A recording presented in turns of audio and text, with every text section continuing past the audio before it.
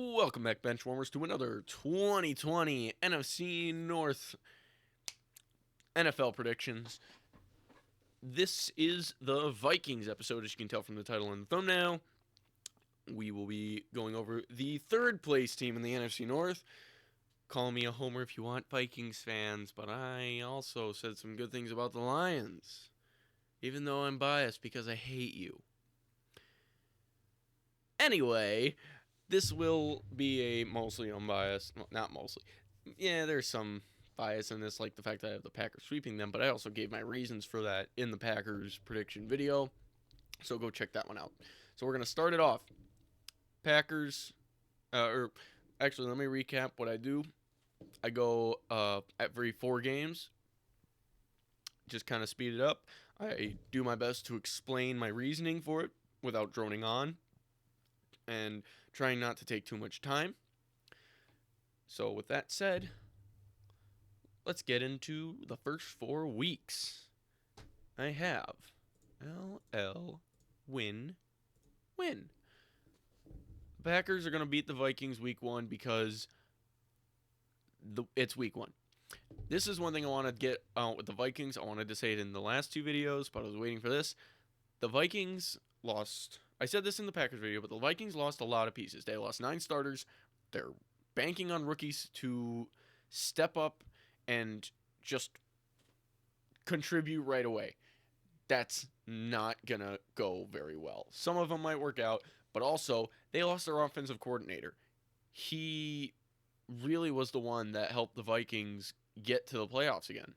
He brought them back. He found the way to get Kirk Cousins to shine, and that was with the play action and running the ball. Yeah, it doesn't sound that hard, but I don't even know who they hired. I don't remember who they hired. And I just don't think their offense is going to be all that good. Justin Jefferson's nice, but Stephon Diggs was better, at least for now. Justin Jefferson might be good down the road. He's going to be an okay rookie. He's a slot receiver, and he's going to help that offense, but the Vikings are going to definitely regress this season. So, week 1 loss to the Packers, week 2 loss to the Colts, because the Colts are going to be really good this year. And I think their offense is going to be able to just kind of punch it in with the running game because of their two-headed monster in the backfield. And Phillip Rivers, I don't know how he's going to be. The Colts kind of depend on how well Phillip Rivers is going to be, because if he's even worse than Jacoby Brissett, possibly, which I think he's an okay quarterback, but Phillip Rivers definitely showed he is not Phillip Rivers of old last year. He threw a lot of interceptions, and he might do that this year. Maybe he's got some better receivers here, but, is T.Y. Hilton that much of an upgrade over Keenan Allen? I'm not too sure. The running game, he had Melvin Gordon and Austin Eckler at the Chargers. I think this is an upgrade because I think Jonathan Taylor is going to be an amazing running back. He's going to be a generational talent, really. But I think the Colts are going to win here because the Vikings are still trying to find out who they are. Then they're going to be the Titans because the Titans are one-dimensional. They have the run game, nothing else. Vikings have a good run defense. Again, they have rookies kind of depending on that, but I think they'll be able to do enough to slow Derrick Henry down and keep up with that offense, even though the Titans' defense is going to be really good. But I think they'll be able to kind of run it down their throats with Dalvin Cook. I think he's really good. They got a couple other backs that are really good. So, Vikings take it against the Titans and then the Texans. Texans might be able to take this one. I think it's kind of I'm kind of split on it. But, you know what? I am going to be a little unprofessional here, and I am going to change this in the middle. That was week 4. I had a W. I'm going to make that an L, making them start 3-1. I think Deshaun Watson's going to be mad this year. I think Brandon Cooks and Randall Cobb and Will Fuller are going to throw all over the place against the Vikings. They would have been better with the DeAndre Hopkins, but the Vikings don't have much of a secondary anymore. They've got, what, one veteran safety? Maybe two? They got a bunch of rookies or unproven guys at cornerback. Uh, they're probably going to be able to get to Deshaun Watson, but I think he's going to throw all over them. I think it'll be a closer game, but I'm going to have to say that the Texans, I changed my mind. Texans are going to take this. And then the next four, week 5 through, let's see, 1, 2, 3, 4. Oh, wait. Okay, so week 5 through 9, because I'm skipping the bye week. Week 7 bye week. That's not bad. That's a pretty good bye week for them. Stupid. They should have a week 1 bye. That's dumb. They're basically going to have a bye week 1, because they're going to get blown out by the Packers. But, whatever. Nah, it'll be close, I promise. Let's see. Week 5. Ooh.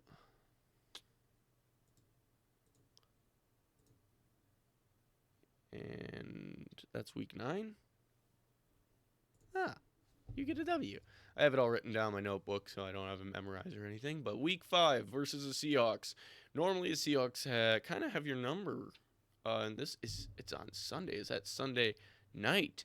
Ooh, Sunday night prime time in Seattle. I'm being a little generous with this one. I kind of want to change my mind again, but I'm not going to. I don't know what Seattle is. I don't know what they're going to be. They didn't do much to improve from last year. They're going to get their running backs back, but, outside of that, did they really improve since the playoffs? I mean, other than getting their running backs back, they lost Jadeveon Clowney. He hasn't even signed with anybody at the time of this video, so maybe he signs back, and that might sway me another way, but I'm going to say the Vikings here. I think it's going to be a close game. I think they're not exactly, they might be evenly matched. I think the Vikings offense is going to do enough to keep up with the Seahawks offense, just because I don't trust either of their defenses all that much. Sorry, Seattle fans, but I don't see it. I just don't see you having that good of a defense. But maybe I'm wrong. I'm probably wrong. And then week 6 for the Falcons, I think the Falcons are going to be hot and cold, and you're going to catch them when they are hot. They're pissed off. I don't know why they're pissed off, but they're pissed. I think their offense is going to run over you. Not like blow you out or anything. It'll be within a score or two, but yeah, whatever. And week 7, bye week. You get to rest. Sleep well, because you're going to lose to the Packers right after you woke up and found yourself in a nightmare. And the Packers are going to beat you because they're on a roll at this point. It's what, week 8? Yeah, I got them on a 4-game winning streak at that point. So they're kind of going in the right direction. You're kind of not. They're going to be able to run all over you. A.J. Dillon you're going to stack the box against him. You can't stop him. Aaron Jones, he's going to run over you too. And Jamal Williams, he's nothing to scoff at either. He's pretty good. He might be gone after this season, but he's pretty good. And then it's going to open up the play action like you've never seen it before with Aaron freaking Rodgers. I think Equanimeous St. Brown's going to take a step up too. They're going to beat you here. And then you're going to beat the Lions. Yay, you get a win. You have 3 wins. I'm so proud of you. With the Lions, it's kind of like, this was a toss-up game to me. I think the Lions have the better roster. Yeah, I think you guys have the better head coach, and that's kind of what threw me to this one. So you guys beat the Lions, and it's at home. So, and then Monday night versus the Bears. Oh, so next 4 is week 10, 13. Let's see. What do I have for you here?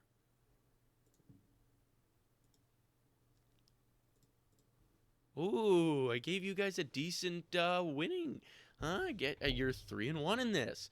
All right, so you're beating the Bears Monday night. Bears aren't going to be that good. They're really not going to be that good this year. They have a good defense, but I don't trust their offense, and that's going to keep their defense on the field, and that's going to make them tired. And with your running game style, you're going to tire that defense out real quick. Week 11 with the Cowboys. Cowboys, oh my God, I can't believe they got CeeDee Lamb. I'm still mad about it. Mike McCarthy, he's got the same type of offense he did when he won the Super Bowl with the Packers. Difference is Dak Prescott or Andy Dalton, they're not Aaron Rodgers. But with those weapons, I don't think they have to be.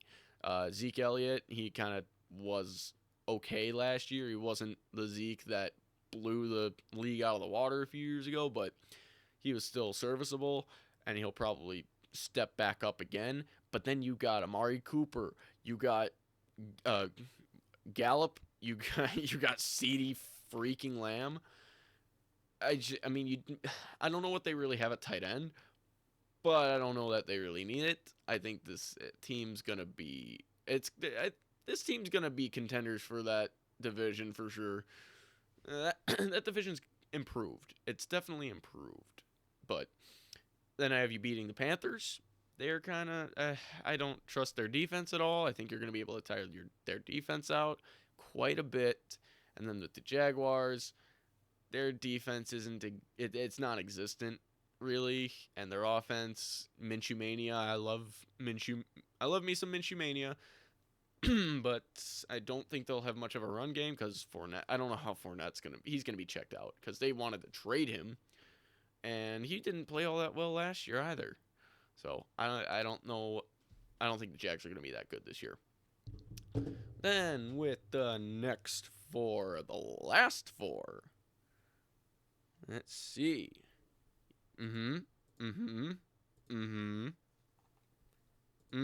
Yep. 7-9.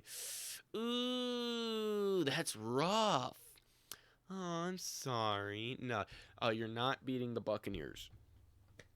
The Buccaneers offense, if Tom Brady is even not a shell of himself necessarily, but if he can even just game manage, honestly, they're going to be a playoff team, and you're not. You're not going to be a playoff team this year. You're going to take a step back. It's just the way it is. And your offense won't be able to keep up with their defense because their defense was really good last year. Problem was they were always on the field because Jameis Winston had 30 interceptions. So their defense is not going to be on the field all the time because Tom Brady knows how to protect the football. Then you're going to beat the Bears. Congratulations, you swept an NFC North opponent. It's the only one. The Bears aren't going to be that good. You're probably barely gonna squeeze this one out too, just because they're a division rival and they'll play you tough. But that's rough, buddy. And then Friday night versus the Saints. This Friday night? No, okay, it's kind of Friday night. It's like a game of the week kind of thing. But Friday on Christmas, that's a different thing for this schedule. It's kind of weird. But like I don't know. I don't know how I feel like I don't know how I feel about there being a Christmas game for football for NFL. I mean, they're going to be competing with the NBA, and they're not going to be happy about that. But you're going to lose to the Saints. You have their number in the playoffs. You don't kind of in the regular season, but I think they're pissed off at you. I think they're going to win this one. And then week 17, the Lions, they're trying for that one of those playoff spots, and you're out of the running. You're still going to play them tough because you want to break their hearts, but it's not going to work. Oh, so I have you finishing 7-9, going third place in the division, taking quite a step back. And maybe in 2 years you'll be a lot better, and those rookies will be a little more refined, but who knows how much work the rookies are going to get before the season starts. So let me know what you think in the comments, and I will see you in the next video.